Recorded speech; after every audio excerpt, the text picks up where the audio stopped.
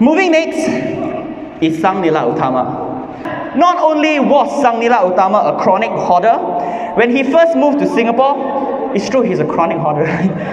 If anything, he is one of those Asians when you travel at the airport, and then they all travel with their cousins and their second cousins. Have you been to this airport carousel? And then they all take out baggage from the carousel.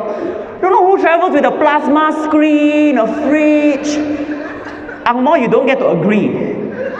She was like, yeah, why are these Asians like that? They're so weird. Not only was he a hoarder, but Sang Nila Utama was stupid enough to trust his nobleman. When he spotted his animal from a distance, he asked his nobleman, "Nobleman, what is that?" And they trolled him. They said, "Oh, Sir Sang Nila, that is a lion." Now, if anyone knows, lions don't exist in tropical rainforests. It was probably a tiger. But Sang Nila Utama don't care that lions are not indigenous to the tropicals. He doesn't care about science. He ain't about the geography life. Right? He was a great leader, and yet his men could troll him into telling him what an animal was. Can you imagine the legacy and the branding of Singapore as a citizen all depended on the name that he gave us? He named us Singapura, Lion City. What if he had seen a deer instead? And he asked his men, "Nobleman, what animal is that?" And the nobleman said, "Sir, that animal is a kambing."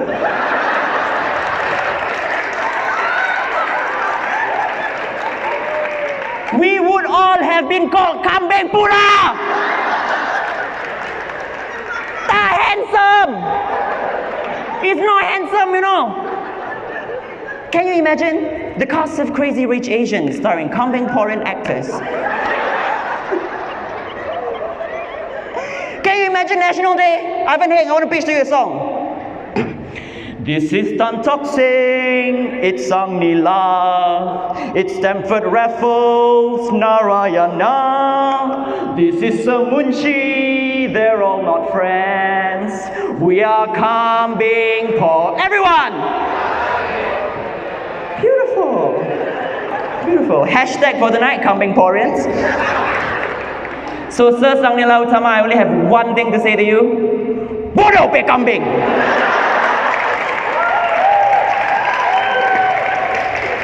And now, the man of the hour. Did I extend my time? I don't care, I'm the last slot.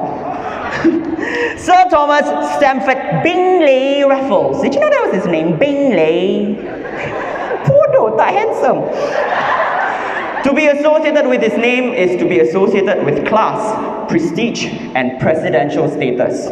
You will never hear Raffles Boys Home.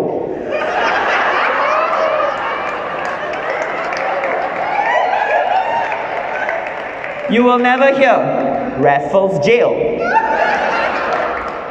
And because he was a racist, you will never hear Madrasah Wat Raffles.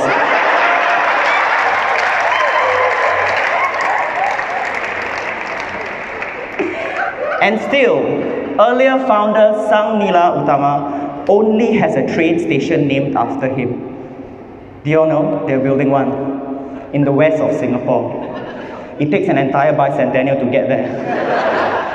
Anybody living in the west side of Singapore? I feel you.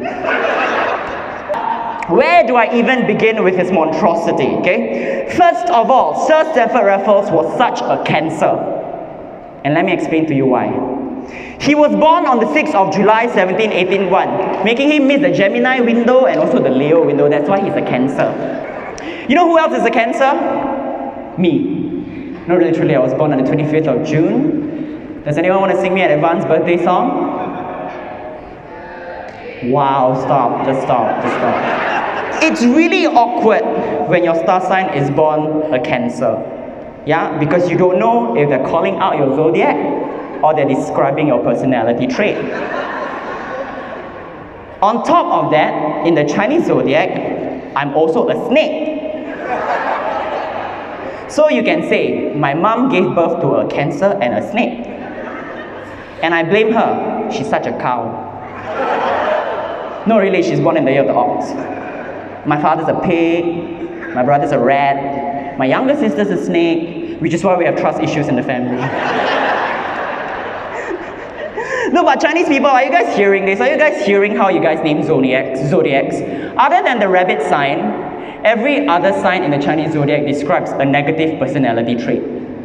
Think about it. A rat, a tiger, a cow, a dragon, a snake, a horse, a goat, a sheep, right? A dog, a cock, a pig. So to the Chinese people out there, I implore you, try renaming the zodiacs again, please. Maybe try tropical fruits instead. Hey Hirzi, what are you? Oh, I'm a durian, prickly on the outside, smelly on the inside. Raffles' claim to fame was being the governor of Java and supposedly the man who founded modern Singapore. I have one question to you. How are you a founder of something when you found it from a map? Someone else had to go through this expedition for you, right? Chart out the journey, go back to a graphics designer, draw out according to scale, go to a publisher, pass the publisher, sell to the shop that sold it to you. That's 5 other people that found Singapore before you!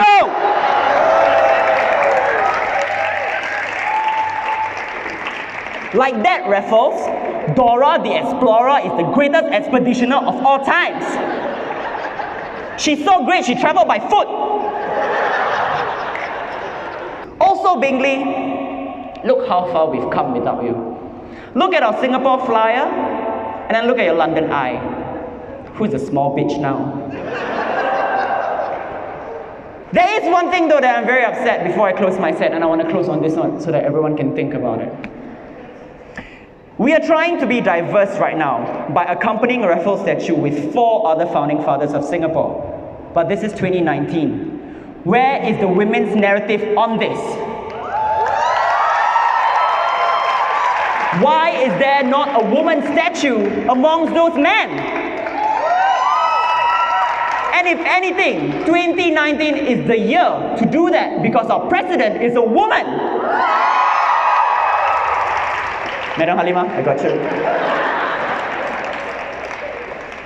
So, SG Bicentennial, if you're hearing me, by tomorrow, by all those erected statues of those men, I demand we all see Halima's erection!